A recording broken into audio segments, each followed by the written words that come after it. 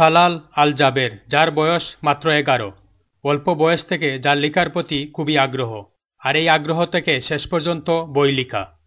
সম্প্রতি ঢাকার প্রকাশনা সংস্থা সাকি পাবলিশিং ক্লাব প্রকাশিত করেছে তার লেখা অ্যানাথনিস অ্যাডভেঞ্চার। মানে আমার বইটা হচ্ছে যে একটা ছেলে, সে একটা জঙ্গল বনে সে এসে পড়ে, সে মানে রিসার্চ করে, সে অনেক মানে দেখতে থাকে যে ওই শব্দ কোথা দিয়ে আসলো। লুটনে বসবাসকারী ডেম্বি হাই স্কুলের ছাত্র তালাল বইটি লিখতে সময় নিয়েছে 1 বছর। বইটা লেখা শুরু করেছি ইয়ার 5-এর সামার হলিডেতে, যখন আমি ইয়ার 5-এ ছিলাম। তারপরে আমি শেষ করেছি এই ইয়ার 6-এর সামার হলিডেতে। বাংলাদেশের বরিশালে জন্মগ্রহণকারী তালাল ভবিষ্যতে একজন বিজ্ঞানী হতে চায়।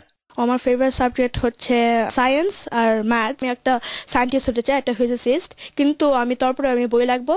এক ভাই এক বোনের মধ্যে ছোট তালাল ভালোবাসে খেলাধুলা।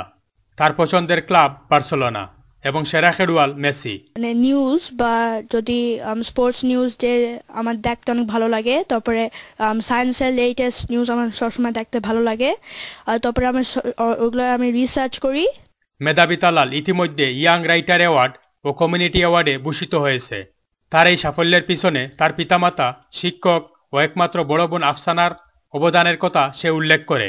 আমার বাবা মানে লাস্ট আমার ইয়ার 5 সামারিতে বলছে যে তুমি তো একটা ভালো একটা স্টোরি বা একটা বই লেখো, তাহলে যদি অনেক ভালো হয় তাহলে আমি পাবলিশ করব। লুটন বারা কাউন্সিলে কর্মরত গর্বিত পিতা হাসানুজ্জামান ও ডেম্বি প্রাইমারি স্কুলের শিক্ষিকা মাতা লুলু পারভিন মনে করেন, ছেলে মেয়েদের পিছনে সময় ও সহযোগিতা করলে অল্প বয়সে তারা অনেক কিছু অর্জন করতে সক্ষম।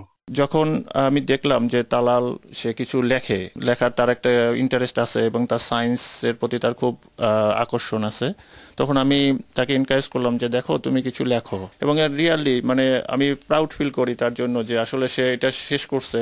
তাদের কলেজে স্কুলে কি হচ্ছে, তার হোমওয়ার্কটা ঠিক মতো করতেছে কিনা, পড়াশোনা ঠিক মতো করতেছে না, সেটা সবসময় গাইড করি। বাচ্চারা কে কোথায় ইন্টারেস্ট সেটা যদি তারা খুঁজে পায় এবং সেই দিকে তারা উৎসাহ দেয়, তাহলে অবশ্যই তারা একটা গোলে পৌঁছতে পারবে।